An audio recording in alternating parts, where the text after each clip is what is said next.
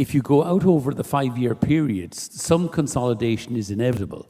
It's not likely while oil stays at $40 or $50 a barrel, because even the cripples look like they can run a business profitably with oil at $40 or $50 a barrel. But when oil goes back up, or there's some other shock to the system, or oil goes back up to $70 and $80 a barrel, and the people who are barely breaking even at $40 or $50 a barrel suddenly start to lose money again, then I think there will be consolidation. Will Ryanair play a role in that consolidation? I don't think so. Firstly, because we have so many new aircraft on order, we're making so much money, we're likely to keep pushing into markets, certainly in Central Europe where Wizz are, into Scandinavia where Norwegian are.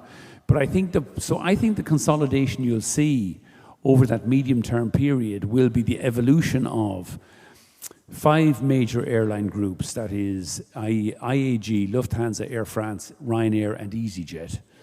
I think the consolidation, though, will not be low-cost carrier to low-cost carrier. I think what's more likely to happen is, say, and I'm making this up as I go along, but Lufthansa will start taking feed from, say, Norwegian, and is more likely to buy Norwegian, so that it has a really low-cost operation within the Lufthansa family, and maybe they close down Germanwings and Eurowings, which are doomed to failure.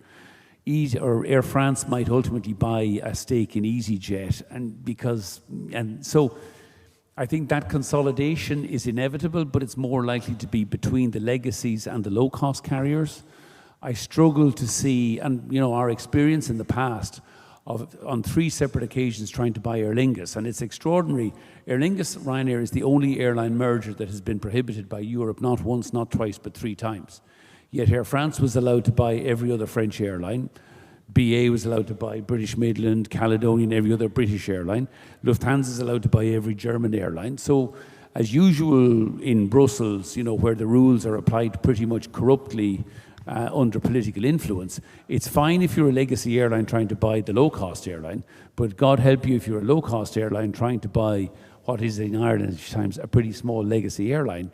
We run up against too much regulatory interference, mainly from competitor airlines and their governments. So I think over the 5 to 10 year period, consolidation is inevitable. It will take place when oil goes back up to $80 a barrel, but it's more likely to be, I think, legacy taking over what will then be low-cost carriers.